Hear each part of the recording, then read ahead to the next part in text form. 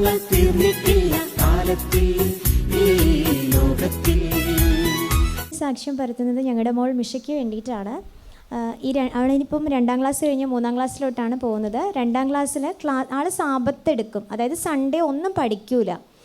അപ്പം ഇതുപോലെ സൺഡേ പഠിച്ച സമയത്ത് അവൾക്ക് കുറച്ച് മാർക്കിൽ വേരിയേഷൻ വന്നപ്പോൾ ഞങ്ങൾ ഈശോനോട് പറഞ്ഞു ഇനി സൺഡേ പഠിക്കുന്നില്ല എന്ന്.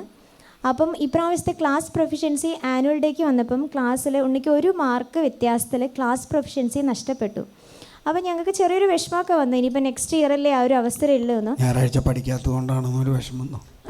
അപ്പോൾ ഞായറാഴ്ച ഞങ്ങൾ ഈശോയോട് പറഞ്ഞു, ഈശോയെ ഉണ്ണി സാബത്ത് എടുക്കുന്നതാണല്ലോ എന്ന് ചിന്തിച്ചു. അത് കഴിഞ്ഞ് ഞങ്ങൾ ആ ജനുവരിയിൽ ഇവിടെ 3ാം ഞായർ കൺവെൻഷന് വന്നിട്ടുണ്ടായി. അത് കഴിഞ്ഞതിന് ശേഷം ചൊവ്വാഴ്ച ആയപ്പം സ്കൂളിൽ നിന്ന് മെസ്സേജ് വന്നു, ഉണ്ണിയുടെ ക്ലാസ് ടീച്ചറുടെ നിന്ന് മിഷയ്ക്ക് കാത്തലിക് ഉണ്ണി സെൻറ്റ് ഫ്രാൻസിസ് അസീസി സ്കൂൾ എന്ന് പറഞ്ഞ അത്താണിയിലെ സ്കൂളിലാണ് പഠിക്കുന്ന, അങ്കമാലിയിൽ കയറി വന്ന് കാണുന്നത് സ്കൂളിലേക്കാണ്.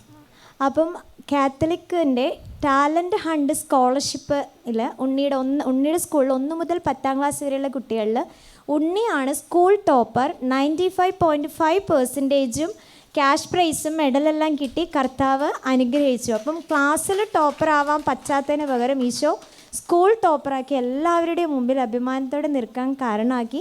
അപ്പം ഞാൻ മോളോട് പറഞ്ഞു, ഇപ്പോൾ സാബത്ത് എടുത്തതിൽ ഈശോ ആദ്യം അതൊരു ചെറിയൊരു സഹനത്തിലൂടെ കടത്തി വിട്ടതാണ്. നീ ഇനിയും മീൻസ് സൺഡേ സ്നേഹിക്കുമെന്ന് അറിയാൻ വേണ്ടി കർത്താവ് ഒരു സഹനത്തിലൂടെ കടത്തി വിട്ടത്. അതിലും വലുത് തരാൻ കർത്താവിന് ആഗ്രഹമുണ്ട്. അപ്പം ഈശോ വലുത് നൽകി മോളെ അനുഗ്രഹിച്ചു. ഈശോയ്ക്കും പരിശുദ്ധാമ്മയ്ക്കും ഒത്തിരി നന്ദി.